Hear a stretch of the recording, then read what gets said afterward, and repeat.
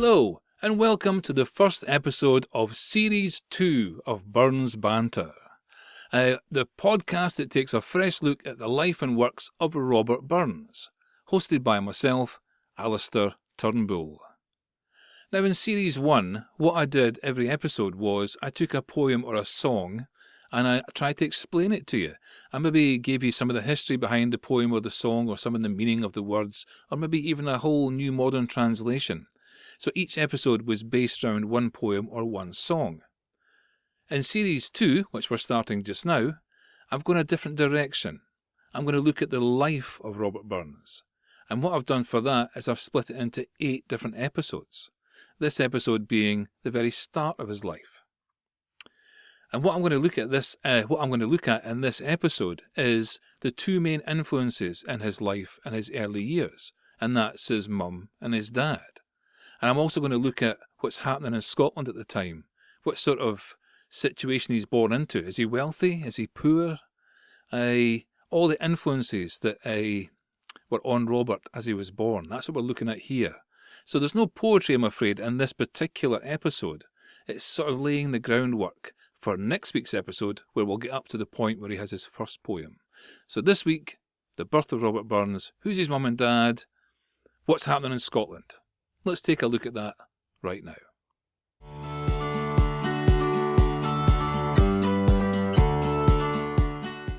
Okay, let's look at Robert's father. What was his name? His name was William Burns. Where was he born? He was born actually in Dunnottar, in Kincardineshire, on the 11th of November 1721. In his young life, William trained as a gardener at Inveruggy Castle in Aberdeenshire. He had 3 brothers, only 2 of whom survived into adulthood. William's father was called Robert Burns.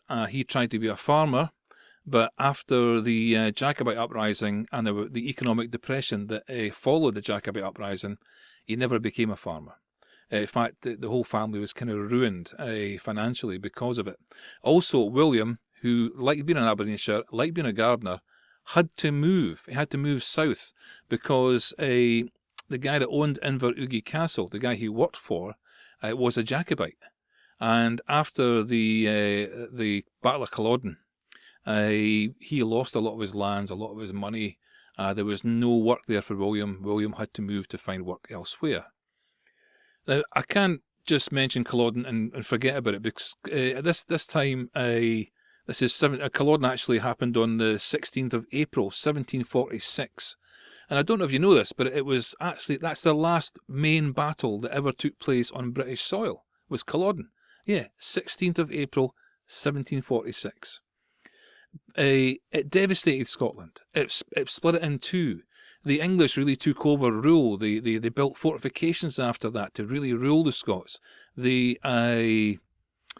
stopped the clan system. The clan chiefs had all their privileges taken away. You know, the Highlanders had all their weapons taken away. There was a real pressure on Scotland after this, which ended up with an economic depression as well. Anyway, because of that, the battle, because of the economic depression, William himself had to move from Aberdeenshire. So he moved to Edinburgh because he heard that there was work there for gardeners. And he did actually get work there as a gardener. He worked for a guy called Sir Thomas Hope. And he worked all over Edinburgh for Sir Thomas Hope, but he especially worked in a place called Hope Gardens. But it's no longer called Hope Gardens, it's called The Meadows. So when Robert Burns' father William was in Edinburgh, he was one of the gardeners that laid out the Meadows, the place that a lot of people go to in Edinburgh today. He only stayed in Edinburgh for 2 years, and then he moved down towards Ayrshire. And he got work, let me have a look now. He went and got work as a gardener at Doonholme Estate, which was the estate of a retired London doctor, and it was in Ayr. So he worked there for a wee while. He also worked for the Ayr Town Council. He did various jobs for them, laying out avenues and pathways and stuff like that. Because of that, because of the work he was doing for the retired doctor and the council, he was able to put a little bit of money together, and he bought a small holding, and he basically wanted to build a small house there and do market gardening, be a sort of nursery man, grow plants and sell them to people. So that was his economic state at the time. He was quite poor. Even for the time, he was quite a poor man, but he worked hard. He also was quite well educated. He was very well versed in the 3 R's, reading, writing and arithmetic. Probably more so than most boys of his age, or most men of his age. So he's an heir. That's Robert's father. Let's look at Robert's mother. Let's have a look at that in just a second.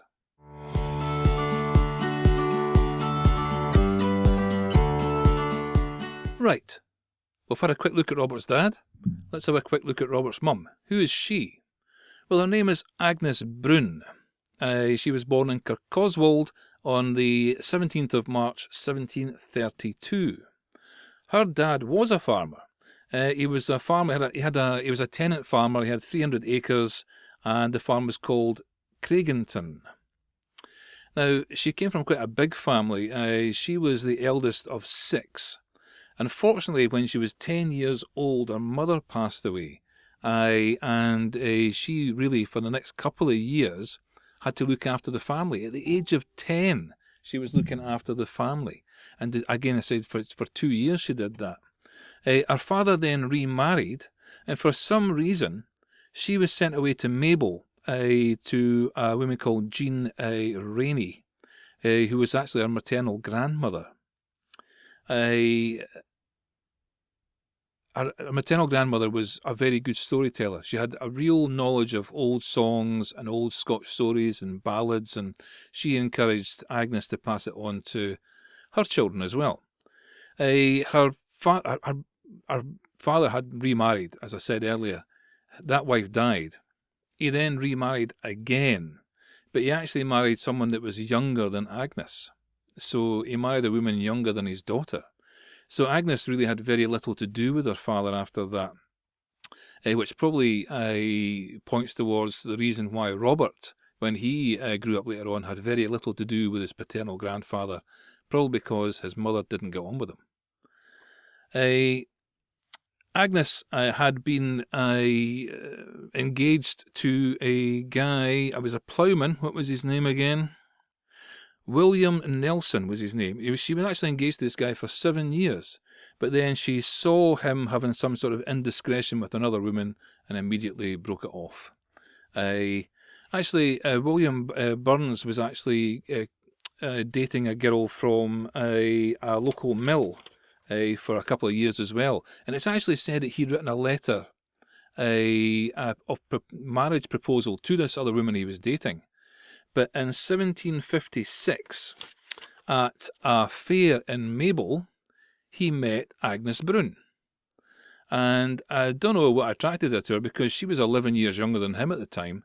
But she was a fiery redhead with all these stories and songs and stuff like that. And William Burns was said to be a tall, shy, hard-working man. So the two of them, maybe the tall, shy and the outgoing redhead, really kind of got together. And they did get together because they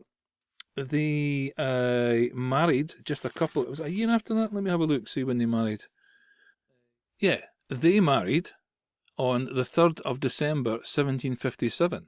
So not long after they met, they had discarded their previous relationships and got together and married. And William at the time had built a very small, very modest clay building on the piece of land that he'd bought. It's now called the Clay Biggin. He just built it one room for them to live in and one room for the animals to live in that they had. And so they set up a family there. They moved in after they got married, and they had their first son, who was Robert Burns. And Robert Burns was born on the 25th of January, 1759, into this very modest beginning of a very basic building, even poor in the standards of the day. You know, they were quite poor. I mean, we think about them back then, no electricity, no running water, all that kind of thing. It sounds terrible. Nobody had that, really, at the time. But even their accommodation and their house was quite poor, so they were quite a poor couple.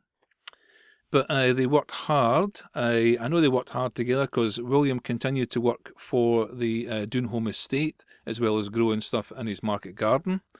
And Agnes was very busy in the household as well. Not only was she giving birth to other people, Gilbert, Robert's first brother, was born on the 28th of September 1760. She probably named him Gilbert because her dad was called Gilbert, and they probably named Robert because William's dad was called Robert. After that, on the 30th of September 1762, there was Agnes, which was the first sister. Then Annabel was born on the 14th of November 1764, which, by the way, is my birthday as well. Not the 1764, but the 14th of November. They all lived in one room with one fireplace. Agnes and William had a bed that was recessed in the wall. The 4 children, Robert, Gilbert, Agnes and Annabel, all slept on a shelf above the bed. They had a shelf above the bed. That's where they slept. So for the first, I think it was 6 years of Robert's life, he basically slept on a shelf in a one-room building and worked during the day helping his mother and all the rest of it run the household. She, by the way, kept poultry. She grew vegetables in the garden. She made cheese from the milk because they had 4 cows they kept in that homestead as well. And that's how they survived. And they survived and lived there until about 1765, when they moved to a farm because William Burns wanted to become a farmer. He wanted to outgrow being a market gardener. He wanted to be a farmer. So he went to a place called Mount Oliphant. So I'm going to leave it there for this episode. Robert has been born. He's been born into very humble, poor beginnings, but with an educated father who believes in educating his children as well, which is a great advantage for Robert and his brothers and sisters. But they have to make their way in the world having no or very little money and very little prospects. Whatever they make of themselves, they're going to have to do themselves. There's no social structure to help them to go upwards. In fact, the social structure at the time kept you rigidly and firmly in place. So, next episode, we'll see what happens to Robert with his education. We'll see what happens to him to why he starts to write poetry, and we'll take things from there.